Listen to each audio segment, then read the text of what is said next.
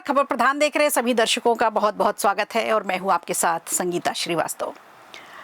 देखिए, 13 दिन भी अगर किसी मकान का किराया देने में हम लेट हो जाए तो मकान मालिक बार बार तकाजा करने लगता है।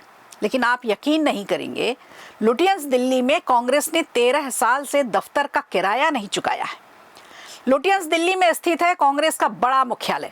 कांग्रेस ने यहाँ बड़ा खेल कर दिया है और ये खबर बाहर तब आई जब एक आरटीआई रिपोर्ट में इसका खुलासा हुआ।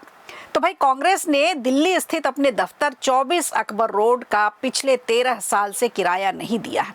दिल्ली के सबसे चर्चित सरकारी बंगलों में से एक है। आरटीआई में सामने आई जानकारी ने सबके होश उड़ा दिए। कांग्रेस और बीजेपी दोनों के पुराने मुख्यालयों को लेकर अब एक नई बहस छिड़ गई है। मामला क्या है, पूरा समझाएंगे आपको। लेकिन उससे पहले अगर आपने हमारा चैनल सब्सक्राइब नहीं किया है तो उसे सब्सक्राइब कर लीजिए, और अगर सब्सक्राइब किया है तो हमारे वीडियो को लाइक कीजिए और शेयर कीजिए।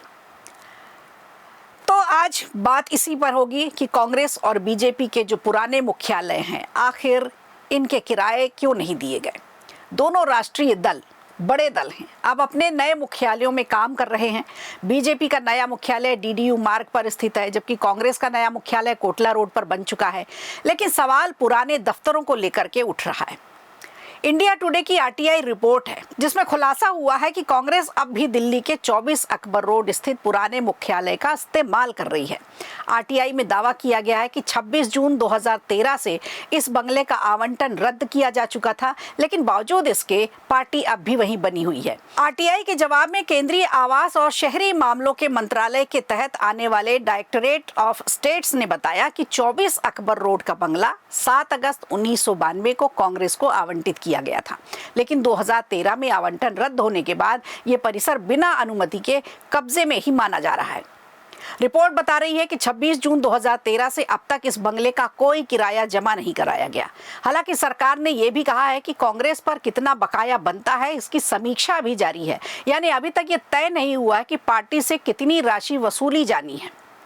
अब बात बीजेपी के पुराने मुख्यालय की भी कर लेते हैं।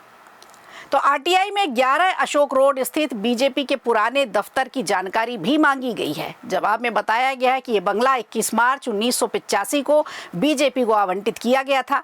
हालांकि अब यह संपत्ति लोकसभा सदस्यों के आवास पूल का एक हिस्सा है। इस बंगले से जुड़े किराए और उसके भुगतान की जानकारी के लिए आवेदन लोकसभा सचिवालय को भेज दिया गया है। आरटीआई में यह भी कहा गया है कि बीजेपी पर कोई बकाया है या नहीं, इसकी भी अभी समीक्षा चल रही है और अभी अंतिम फैसला इस पर आना बाकी है। यानी फिलहाल दोनों पुराने मुख्यालयों को लेकर अलग अलग सवाल उठ रहे हैं। कांग्रेस के मामले में बिना किराए के कब्जे का मुद्दा सामने आया है, जबकि बीजेपी के पुराने दफ्तर को लेकर भुगतान की स्थिति अभी स्पष्ट भी नहीं है।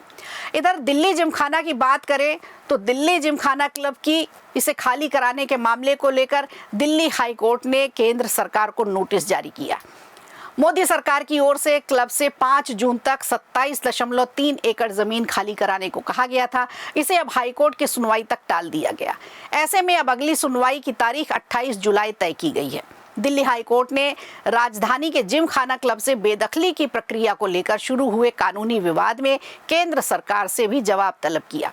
बहरहाल, जिमखाना के पूरे विवाद में अदालत का रुख ही तय करेगा कि जमीन किसके पास रहेगी और किसके पास नहीं।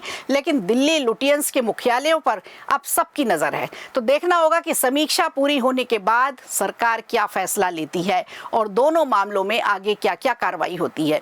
इस मुद्दे पर अभी तक कांग्रेस और बीजेपी दोनों की तरफ से कोई भी आधिकारिक बयान सामने नहीं आया है जब से आरटीआई की रिपोर्ट का खुलासा हुआ है। लेकिन पुराने सरकारी बंगलों और राजनीतिक दलों की जवाबदेही को लेकर बहस एक बार फिर तेज हो गई है। अब देखना यह होगा कि दोनों पार्टियां इस आरटीआई खुलासे पर क्या-क्या सफाई देती हैं और इनसे कितनी रकम वसूलने की मांग की जाती है।